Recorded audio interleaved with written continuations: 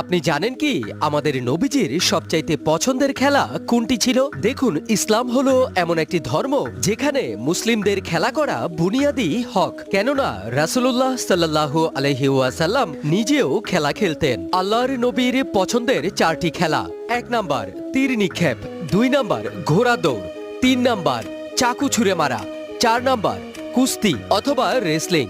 যেসব খেলায় জীবননাশের কারণ থাকে সেই সব খেলাগুলো নবীজি খেলতে নিষেধ করেছেন।